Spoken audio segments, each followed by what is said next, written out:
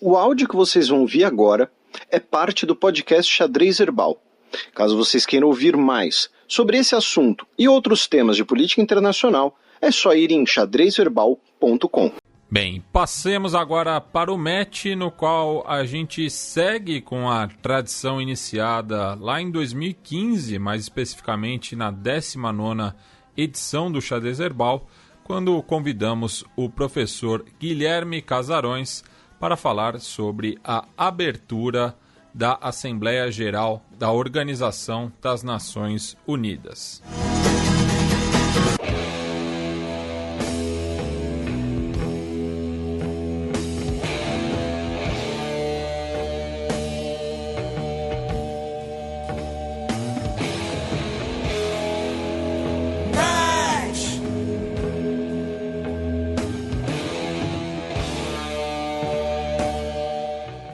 Pois é, né? A gente vai ouvir agora, né, o nosso querido Casarões, que, como você mencionou, né, aparece aqui desde 2015, já passou pela Dilma, pelo Temer, agora pelo Bolsonaro, e vamos ouvir ele analisando o discurso do presidente brasileiro.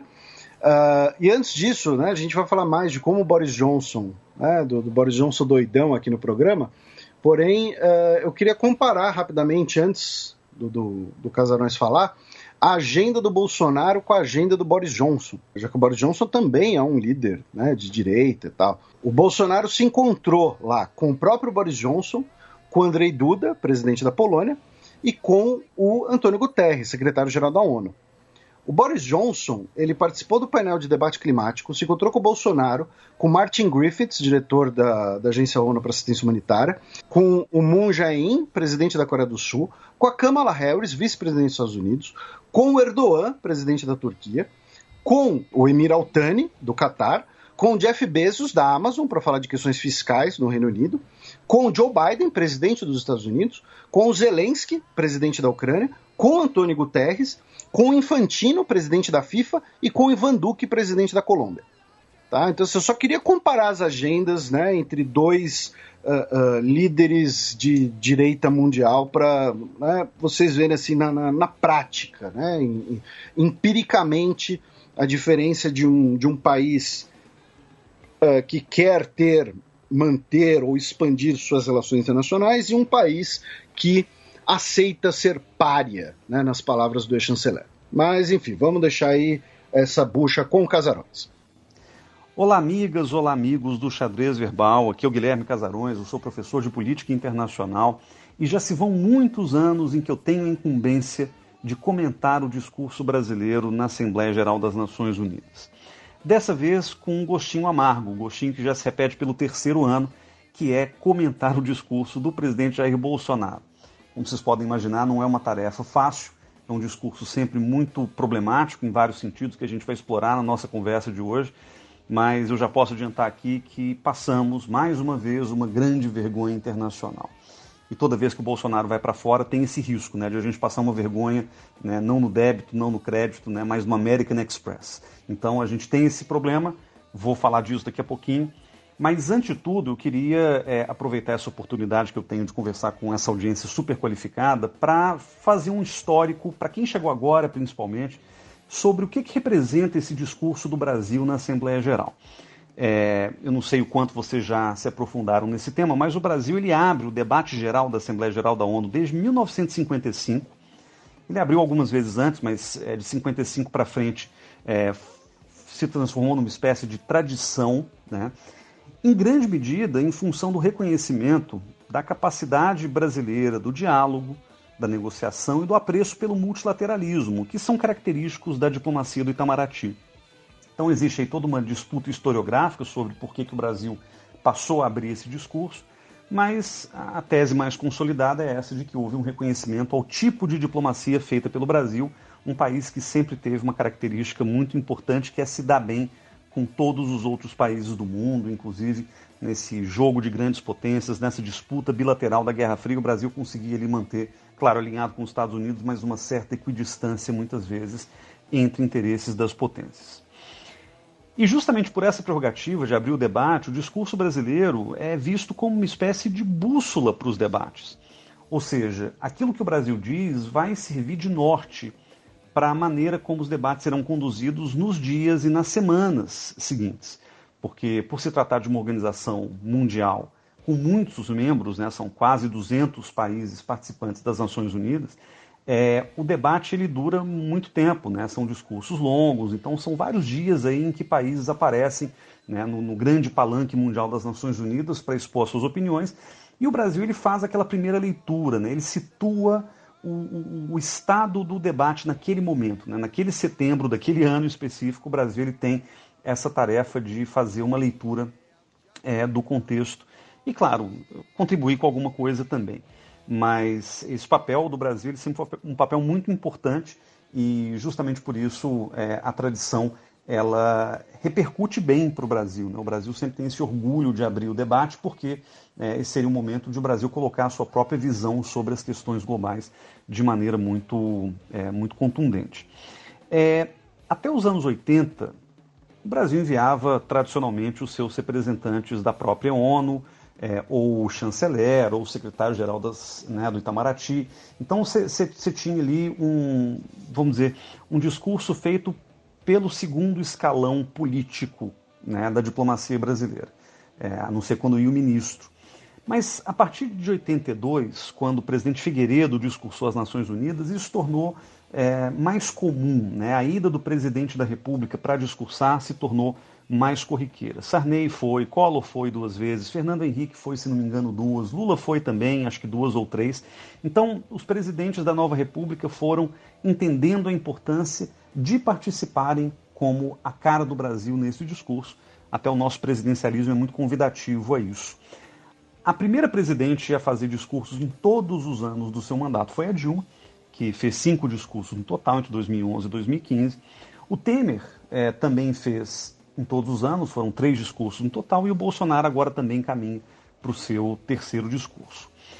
Não se trata de uma regra, mas historicamente o discurso brasileiro, até por essa função de norteador, né, do resto do debate, ele se dividia em 2 partes fundamentais. Na primeira, uma leitura brasileira sobre a conjuntura internacional, né, então como o Brasil vê as grandes questões internacionais que são urgentes naquele momento histórico, ou questões mais permanentes, que também são importantes para a agenda brasileira. E numa segunda parte, o Brasil deslindava as diretrizes da política externa brasileira para lidar com o mundo, dentro dessa conjuntura específica identificada pelo Brasil. E é daí justamente que nascem corolários famosos, como os 3 Ds do Araújo Castro, né, em 1963, desarmamento, desenvolvimento e descolonização, e a responsabilidade de proteger, a responsabilidade ao proteger do governo Dilma, enunciada pela primeira vez em setembro de 2011. Então, o discurso ele é até importante para a gente poder pensar a própria evolução da política externa brasileira, porque ele é um momento em que certas ideias se consolidam, se cristalizam como diretrizes diplomáticas de mais longo prazo do Brasil. O caso do Bolsonaro é um caso atípico, porque o Bolsonaro joga tudo no lixo em 2019, né, fazendo naquele momento um discurso populista, né, para sua própria militância, marcado pela confrontação, pela rejeição à diplomacia, pela rejeição aos princípios orientadores da política externa brasileira, como o multilateralismo, o universalismo e o pacifismo. E vai substituir esses princípios históricos por antiglobalismo, anticomunismo e nacionalismo religioso. Então a gente tem que entender, né, que o Bolsonaro ele inaugura tempos excepcionais, tempos estranhos, em que o discurso do Brasil não segue aquilo que se esperaria do Brasil nas Nações Unidas. Isso para espanto, claro, de quem estuda o tema, de quem acompanha há muito tempo, mas para espanto também dos interlocutores internacionais que sempre esperam um Brasil comedido, um Brasil moderado, um Brasil construtor de pontes, e vem, né, no fundo, um sujeito como Bolsonaro fazendo discursos inflamados e muitas vezes eivados de mentira, por assim dizer. O discurso de 2021, ele é importante, ele é histórico, porque ele se situa num contexto muito específico. Ao contrário dos anos anteriores, a gente tem hoje 600 mil mortos pela pandemia, a gente tem inflação, desemprego e uma possível recessão econômica no Brasil, uma inédita tensão entre os poderes, sobretudo agora entre o Executivo e o Judiciário. A gente teve recentemente atos antidemocráticos, né, no dia 7 de setembro, né, a grande contra-revolução reacionária incitada pelo Bolsonaro, que quase nos levou a uma situação de ruptura democrática, e para não dizer que nos últimos 2 anos o Brasil se consolidou como pária ambiental, sanitário e democrático. Ou seja, o mundo já olha para o Brasil nos enxergando como um problema para os temas ambientais de uma maneira geral, para o meio ambiente.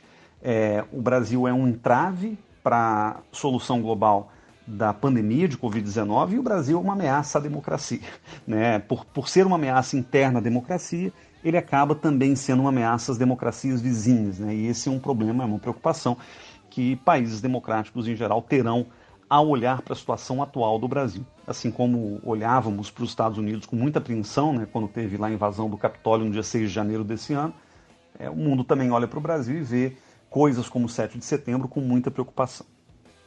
E é por isso mesmo que o discurso do Bolsonaro ele teve, pelo menos na minha leitura, 3 grandes objetivos. O primeiro deles, como não poderia deixar de ser dado o contexto, foi construir uma nova imagem do Brasil, né? Então, é uma ideia meio dentro da estratégia de criar narrativas permanentemente. O governo quis usar esse momento para poder fazer uma releitura sobre quem é o Brasil, sobretudo para os investidores estrangeiros. Então, esse desejo de atrair investidores estrangeiros foi a razão pela qual o primeiro terço do discurso é praticamente sobre infraestrutura, logística e atração de recursos privados para novos projetos de saneamento básico, de comunicação, de construção de ferrovias, etc. Eu poderia chamar esse primeiro terço do discurso de Agenda Tarcísio, né? A gente sabe que o Tarcísio é um ministro, vamos dizer, tido como o mais competente do governo, talvez o único competente do governo. Ele é muito celebrado, né, entre a militância bolsonarista, mas também, né, pelo setor privado, pelo mercado financeiro, por ser um sujeito que aparentemente entrega. E justamente essa agenda Tarcísio, que é a agenda mais séria do governo Bolsonaro, ainda que com problemas, mas mais séria, ele vai colocá-lo, né, quer dizer, o Bolsonaro vai colocar essa agenda no topo da sua prioridade no discurso. Junto à agenda Tarcísio, que é claramente uma agenda para o investidor estrangeiro, ele fala também bastante esse ano das medidas de combate à pandemia.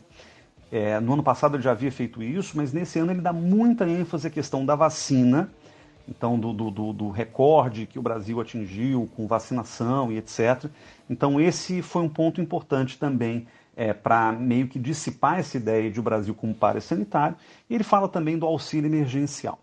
Bom, então esse é o primeiro objetivo, atrair investidores estrangeiros construindo uma ideia, ainda que fantasiosa, de Brasil para minimizar os efeitos da desconfiança internacional que se construiu em torno da presidência Jair Bolsonaro. Mas o discurso tem 2 outros objetivos, e vejam que nenhum deles tem a ver com política externa. O segundo é consolidar a própria base de apoio política do Bolsonaro. Esse, aliás, tem sido um tema, na verdade, tem sido uma estrutura recorrente do discurso, né? Ele vai rechear o discurso com temas que agradam pontualmente as forças políticas que o sustentam ou que o apoiam. Então, no caso desse ano, ele falou de 5G, para sinalizar ali para o Centrão, Fábio Faria, falou de operações de paz, operação acolhida e reforma do Conselho de Segurança da ONU, para estender a mão aos militares, que são muito leais, aliás, ao projeto bolsonarista.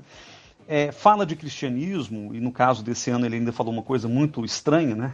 Que é conceder refúgio aos cristãos afegãos, além de mulheres, crianças e juízes, como se cristão afegão fosse uma categoria singularizável, né, dentro do refúgio.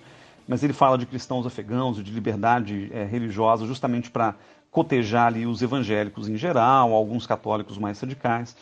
Ele se aproxima do agro, aliás, mais do que nunca, falando de futuro do emprego verde, o Brasil é o futuro do agronegócio, etc., da segurança alimentar. Então ele fala muito de Amazônia, sob a perspectiva do agro, as questões ambientais também, para adular essa turma do agronegócio, que ainda tem aí uma relação muito intensa com o governo Bolsonaro. Então essa segunda função é justamente a de mostrar que o Bolsonaro está atento a todos os interesses dessas forças políticas principais que o sustentam no governo, do ponto de vista parlamentar, do ponto de vista ministerial. Mas há uma terceira função também, um terceiro objetivo do discurso, que é consolidar a narrativa da militância com ares de estadista, oscilando entre a distorção e a mentira escancarada. Então, a gente vai perceber que o discurso está cheio de fake news, ele está cheio de narrativas bem típicas do zap bolsonarista. E a ONU é mais um palanque em que o Bolsonaro discursa, pegam trechos do discurso do Bolsonaro, recortam esses trechos e eles viralizam nas redes sociais e no WhatsApp. Quer dizer, a função para a militância é uma função muito pontual, muito estratégica, que é justamente a de pegar pedaços do discurso, no caso com né, um pano de fundo bonito, né, a ONU e etc., e reafirmar, reiterar toda essa narrativa, todo esse discurso negacionista, antivacina, etc., que é típico do Bolsonaro, e que ele poderia fazer seja no cercadinho do Alvorada, seja num carro de som no 7 de setembro, seja nas Nações Unidas. Então é mais uma forma de consolidar essa narrativa bolsonarista de uma maneira geral. E com relação a esse terceiro ponto, a gente percebe que é esse objetivo, né, junto à militância, que constitui o fio condutor do discurso. Há um pedaço importante sobre a atração de investimentos, há menções pontuais às forças políticas, mas no fundo aquilo que fica registrado do discurso do Bolsonaro são as frases de efeito tipicamente para a militância. O Brasil está à beira do socialismo, são 2 anos e 8 meses sem corrupção, a credibilidade do Brasil está totalmente recuperada, a culpa do problema é sempre dos outros, governadores, prefeitos, a ditadura da Venezuela, o PT e assim por diante, além de uma defesa, nesse caso ainda mais grave, né, de uma visão torta da democracia, quando o Bolsonaro faz a referência ao dia 7 de setembro como atos essencialmente democráticos, quando a gente sabe que foi exatamente o contrário. Mas o mais chocante nessa tentativa de consolidar a narrativa da militância, dado o contexto da pandemia e as cada vez mais chocantes descobertas da CPI, é a defesa do tratamento precoce, da autonomia médica e da liberdade de não se vacinar no discurso às Nações Unidas. Porque ele falou de cloroquina no passado, mas uma coisa é falar de cloroquina em setembro de 2020, outra coisa é repetir o discurso da cloroquina em setembro de 2021, quando já se provou que são tratamentos ineficazes, ou pelo menos não se conseguiu provar até agora que tem qualquer tipo de eficácia o tratamento com remédios do kit Covid, vamos dizer, cloroquina, azitromicina, ivermectina, etc. A gente está vendo, inclusive, né, diante dessa pilha de 600 mil mortos no Brasil, todo um debate sobre qual é a ética do governo em se propagar uma estratégia de imunidade de rebanho, claro, totalmente sustentada pelo tratamento precoce ao longo de tanto tempo, né? Então, isso foi chocante porque o contexto em que isso está sendo dito hoje, ele não permite tergiversar. A gente sabe que são soluções completamente equivocadas, são soluções potencialmente criminosas e ainda assim Bolsonaro insiste nelas dentro do seu discurso. Isso é para militância.